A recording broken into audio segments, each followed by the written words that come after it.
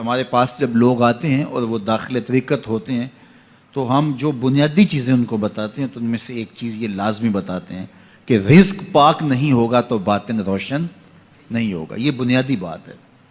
اگر رزق پاک نہیں ہے تو میرے حضور نے ارشاد فرمایا کہ ایک بندہ سفر کر کے کعبۃ اللہ کے صحن میں پہنچتا ہے اور کعبے کے پردوں کو تھام رہا ہے, وہ یمد یدیہ, اور لمبے لمبے ہاتھ کر کے کہتا ہے اے اللہ, لیکن اس کا کھانا حرام ہے, اس کا پینا حرام ہے, اس کا لباس حرام ہے, وہ غزیہ بالحرام, اس کو غذا حرام سے دی گئی ہے. میرے حضور نے فرمایا اس کی کوئی دعا قبول نہیں ہوگی.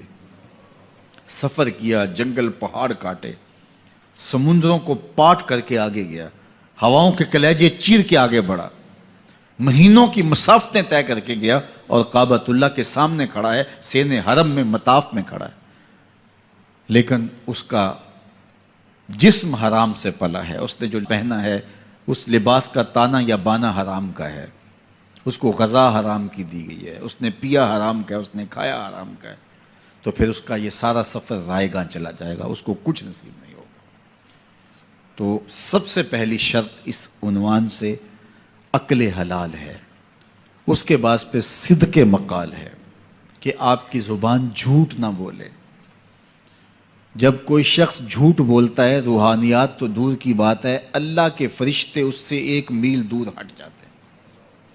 جب کوئی شخص جھوٹ بولتا ہے تو حدیث پاک میں آتا ہے اس کے منہ سے ایک خاص قسم کی بدبو نکلتی ہے.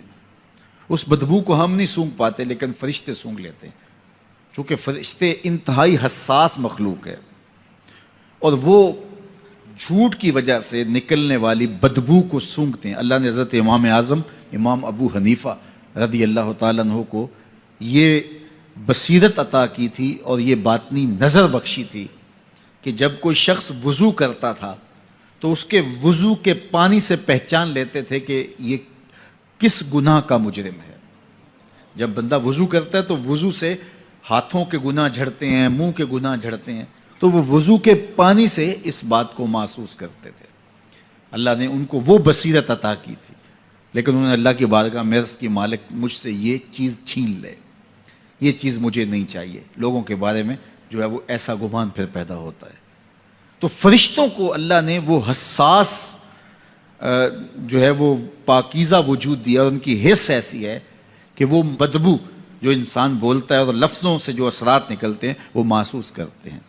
تو جب کوئی شخص جھوٹ بولتا ہے تو اس کے جسم سے, اس کی زبان سے جھوٹ کے ساتھ بدبو نکلتی ہے. اللہ کے فرشتے 1 میل دور تک پیچھے ہٹ جاتے ہیں. تو مجھے بتائیے, جو شخص جھوٹ بولتا ہو کیا اسے کوئی روحانی مرتبہ مل سکتا ہے؟ یہ سوچا بھی نہیں جا سکتا, یہ امکانات سے ہی نہیں ہے. اللہ کے محبوب علیہ السلام سے پوچھا گیا کہ حضور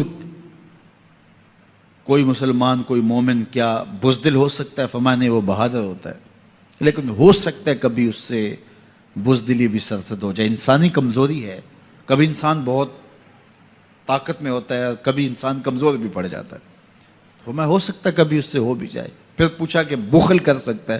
فرمایا نہیں, مومن سخی ہوتا ہے لیکن ہو سکتا ہے کبھی اس سے بخل بھی ہو جائے.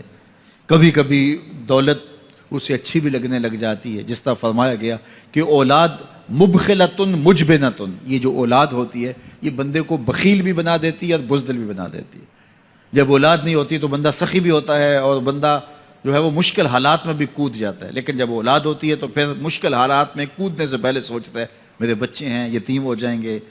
اس کو یہ خیال آتا ہے, پہلے ایسے مال لٹاتا ہے لیکن اولاد ہو جائے تو پھر وہ اولاد کا سوچتا ہے کہ ان کے لیے کچھ میں جمع کر لوں.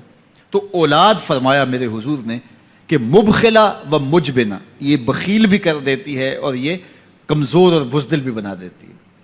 تو مومن ہوتا بہادر ہے لیکن ہو سکتا ہے کبھی اس سے بزدلی بھی ہو جائے. مومن سخی ہوتا ہے لیکن کبھی ہو سکتا ہے اس سے بخل بھی ہو جائے.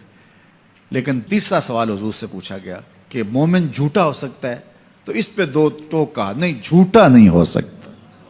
یہ نہیں ہو سکتا کہ مومن ہو اور جھوٹا ہو, وہ سچ بولنے والا ہوگا. تو عقل حلال اور صدق مقال, یہ 2 خوبیاں جو ہیں یہ اہل اللہ کا طرائے امتیاز ہے, اور یہ مجھے اور آپ کو اختیار کرنی چاہیے. حضرت خلیل اللہ جب وادی غیر ذی زرع میں سیدہ ہاجرہ اور ان کے معصوم نونہال کو چھوڑ کر کے جانے لگے۔ ایسی وادی جہاں حیوانی وجود بھی نہیں تھا، نباتات بھی نہیں پائے جاتے تھے، پانی کا ایک قطرہ بھی دستیاب نہیں تھا، کالے سیاہ محیط پہاڑ جیسے فولاد پگھلا کے ڈال دیا ہو، وہ وادی جہاں دن کو بھی خوف آئے، وہاں حضرت ہاجرہ نے راتیں بھی گزاری۔ کتنا دردناک لمحہ تھا۔ جب سحری کا وقت ہوا، حضرت خلیل اللہ دعائیں دے کے رخصت ہونے لگے، حضرت ہاجرہ سلام اللہ نے آگے بڑھ کے اپنے شوہر نامدار کا دامن پکڑ لیا۔ تمسکت بیضیالہ، دامن پکڑ کے بولی، میرے شوہر نامدار، اس محیب وادی میں، اس پہاڑوں کے دامن میں جہاں دن کو بھی خوف آئے، نونہال معصوم کے ہمراہ مجھے چھوڑ کے کہاں جا رہے ہو؟ حضرت خلیل اللہ نے کوئی جواب نہیں دیا۔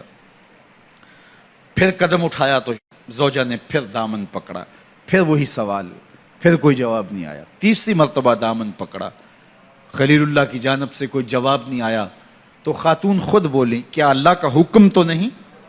تو حضرت خلیل اللہ نے کہا، نعم، ہاں اسی کا حکم ہے۔ حضرت ہاجرہ نے دامن چھوڑ دیا، کہا جائیے، خیر سے جائیے، اگر اس کا حکم ہے وہ ہمیں ضائع نہیں ہونے دے گا۔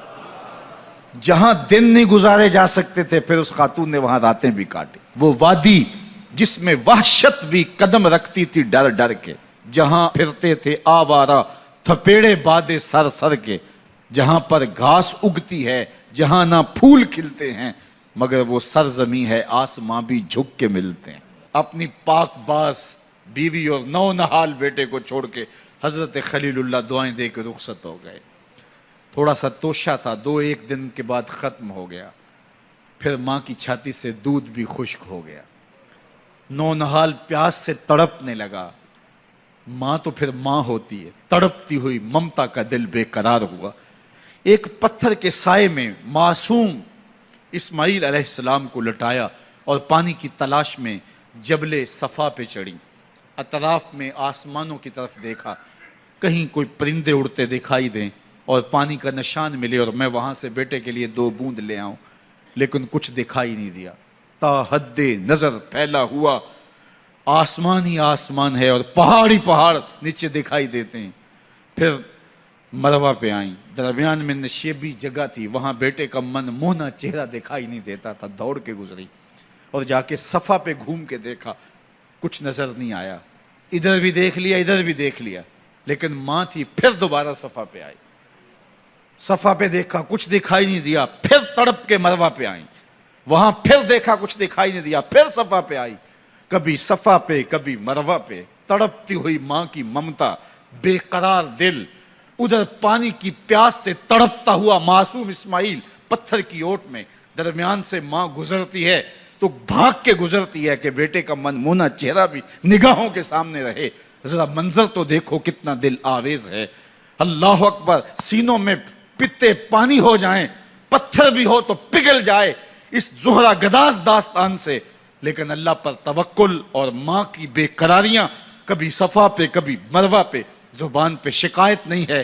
پھر جب مروہ پہ پہنچتی ہیں، 7 چکر مکمل ہو گئے، تو ادھر کیا دیکھا کہ معصوم اسماعیل ایڑیاں رگڑ رہا ہے۔ ماں کا دل ڈولنے لگا کہ بیٹا آخری لمحوں میں دوڑی کہ بیٹے کو جا کے اپنی چھاتی سے چمٹاؤں، ہو سکتا ہے 2 قطرے دودھ کے اس کی زندگی کی آس بندھا دیں۔ تو ماں دوڑتی ہوئی آئی، لیکن جب قریب آئی تو منظر بدلا ہوا تھا۔ معصوم کی ایڑیوں کے رگڑنے سے تازہ چشمہ پھوٹ رہا ہے، پانی ہے کہ بے قابو ہونا چاہ رہا ہے۔ آگے بڑھی، جلدی جلدی مٹی کی منڈھیری کرتے ہوئے کہا، زم زم، رک جا رک جا۔ اللہ اکبر۔ ہاجرہ سلام اللہ علیہا نے حضرت اسماعیل کی محبت اور اپنے رب پر توکل کی انوکھی اور البیلی داستان رقم کی۔ کہا، ہاجرہ تو نے بھی حد کر دی، لیکن قیامت تک تیری راہوں کو بھی جلوہ گاہ بنا دیں گے۔ یہاں نبی بھی دوڑیں گے، ولی بھی دوڑیں گے، غوث بھی دوڑیں گے، قطب اور ابدال بھی دوڑیں گے، شہنشاہ بھی دوڑیں گے، کج کلا بھی دوڑیں گے۔ یہ دوڑنا ہم عبادت بنا دیں گے، حتیٰ کہ امام الانبیاء بھی ان راہوں کی سائی کرتے رہے۔ عجیب رنگ، عجیب منظر اور عجیب کیف کا عالم۔ اچھا، یہاں رک کے ایک بات کرنا چاہوں گا، اگر آپ کی توجہ ہو، جہاں حضرت ہاجرہ دوڑیں اور ان کے مبارک قدم وہاں لگے اور لگ کے ہٹ گئے، عارضی نسبت ہے، مستقل نسبت نہیں ہے۔ جہاں ان کے قدم لگ کے ہٹ گئے وہ جگہ تو جلوہ گاہ بن گئی، اور جہاں حضور خود جلوہ فرما ہیں وہ گنبد خضرا جلوہ گاہ کیوں نہیں ہو سکتا ہے؟ اب یہ پانی جہاں حضرت اسماعیل کے قدم لگے، یہ پانی دنیا کا عظیم ترین پانی ہے، اور پھر اس کا پروٹوکول یہ ہے، اس کو کھڑے ہو کے پیا جاتا ہے۔ یار یہاں بھی روک کے ایک بات کہہ دوں، حضرت اسماعیل کے قدموں کو چھونے والے پانی کا پروٹوکول ہے کہ اس کے لیے کھڑے ہو جائیں، اور حضرت اسماعیل مسجد اقصی میں جس کے پیچھے کھڑے ہو کے نماز پڑھتے ہیں اس امام کے لیے کھڑے ہو کے مصطفیٰ جان رحمت پہ لاکھوں سلام پڑھ لیں تو اس میں شرک کہاں سے آ جائے گا؟ تو یہ تکریم ہے، یہ عزت ہے اس پانی کی کہ اس نے حضرت ذبیح اللہ کے قدم چھوئے ہیں۔